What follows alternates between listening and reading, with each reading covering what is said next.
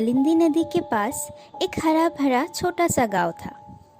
उसी गांव में एक प्यारी सी बच्ची मोहिनी अपने पिता डॉक्टर रुद्रदेव के साथ रहती थी।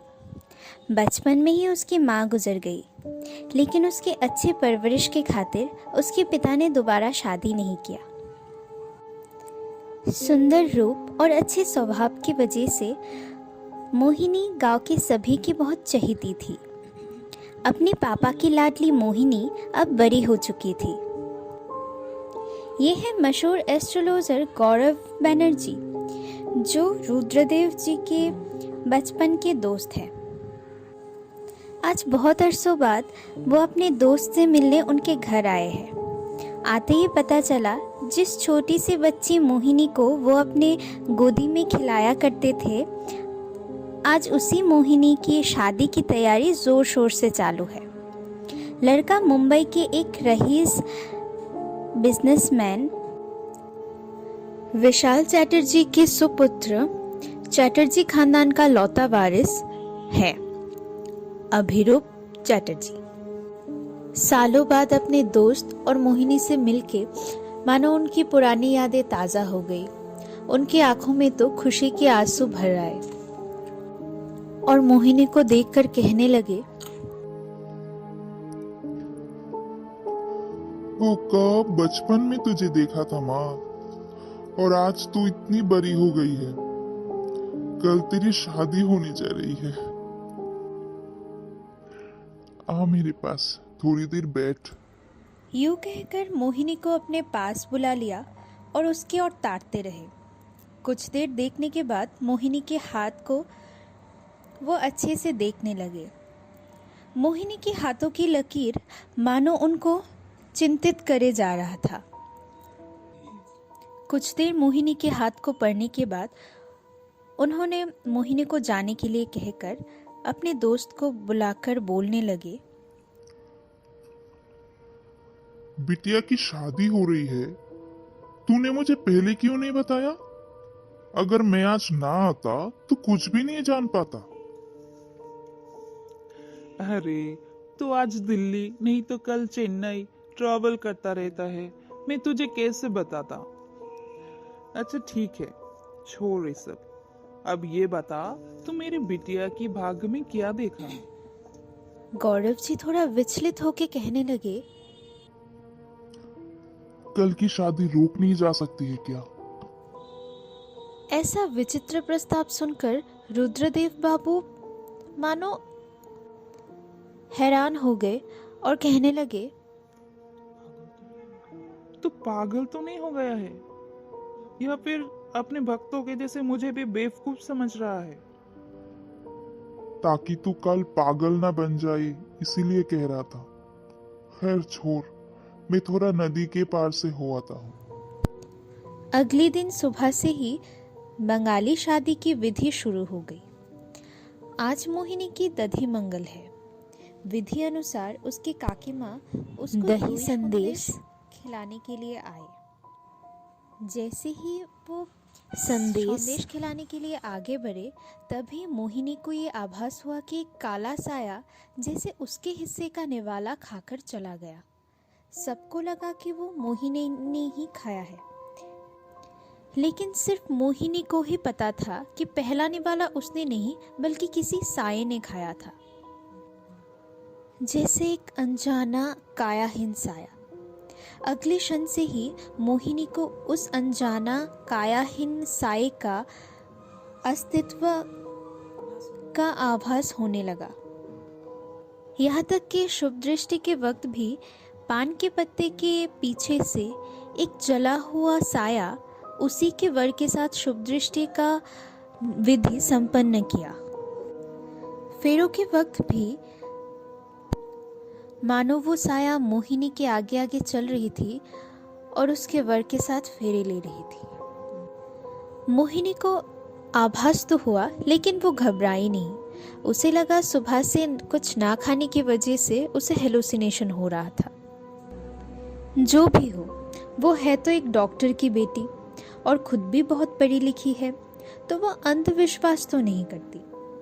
शादी के वक्त लड़का एक भी विधि ठीक से नहीं कर रहा था क्योंकि वो मदिराग्रस्त था। ये बात मोहिनी के पिता को जब पता लगी तब बहुत देर हो चुकी थी। अगले दिन सुबह विधि अनुसार वर को घाट में उतरकर 3 डुबकी लगाना पड़ता है। गौरव जी अब तक सब कुछ दूर से देख रहे थे। अब वो पास आकर बोले, सुनो, तुम लोग वो पश्चिम के घाट के तरफ मत जाओ।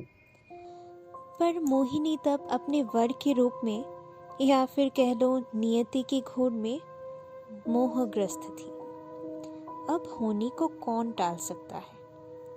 मोहिनी को लगा कि कहीं उसके वर का पैर पत्थर में लगकर कट ना जाए, इसीलिए उसने डुबकी लगाने के लिए पश्चिम के घाट को ही चुना।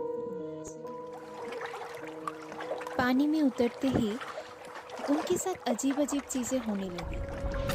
मोहिनी ने देखा उनके आसपास का पानी एकदम लाल हो चुका होता है और पानी में जैसे उथल पुथल मच चुकी होती है।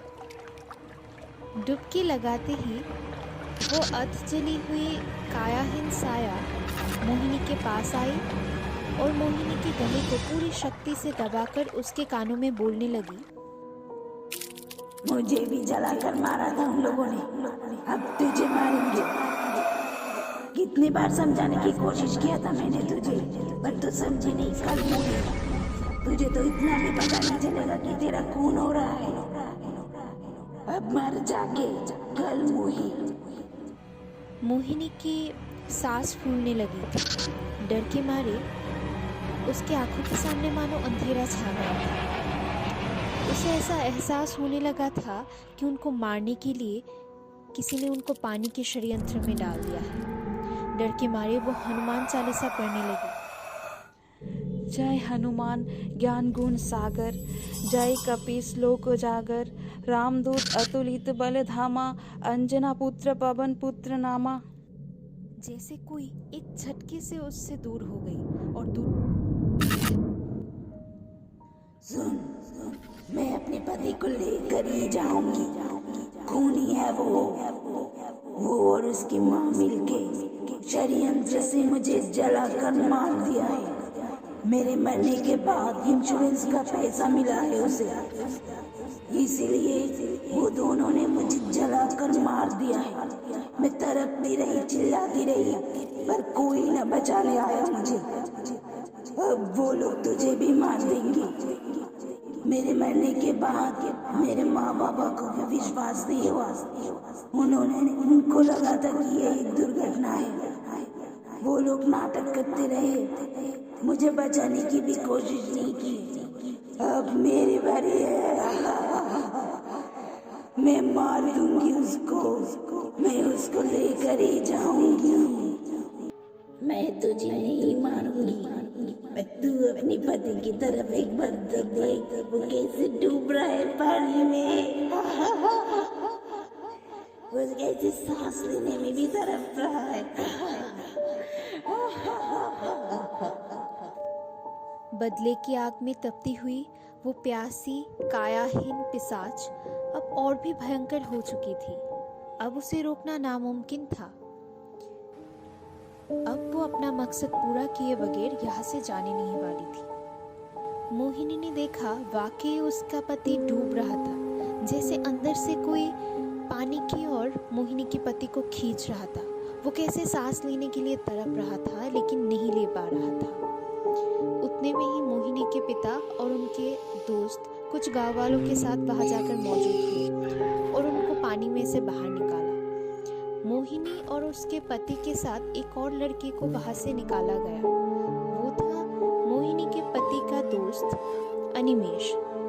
हालांकि वो कब पानी में उतरा किसी को नहीं पता था, लेकिन अफसोस के साथ उन्होंने देखा कि मोहिनी के पति को बचाया नहीं गया। ऐसा प्रतिभात हो रहा था कि मोहिनी के पति को किसी ने पत्थर मार मार कर मार डाला है। मोहिनी के पति कफन में बंद होकर लौट गया अपने माँ के पास, लेकिन मोहिनी की शादी हुई अनिमेश के साथ। तब गौरव जी बोले, कल जब मैंने उसका हाथ पकड़ा था तभी मुझे इस दुर्घटना का आभास हो गया था, इसीलिए मैंने तुझे शादी रोकने के लिए कहा था। मैंने उस चुड़ैल का काली साया भी तेरी बेटी के पीछे देखा था, पर उसके साथ निपटना नामुमकिन था। इसलिए मैंने इन दोनों को पश्चिम के घाट के तरफ उतरने के लिए मना किया था, पर नियति को कौन ठंडा सकता है। ये लो बेटी, मैंने तुम्हें ये मंत्रयापित अंगूठी दिया है, इसको हमेशा पहन के रखना। ये तुम्हें हमेशा हर बुरी चीजों से दूर रखेंगे। ठीक है, अभी तुम्हें और कोई भय नहीं है।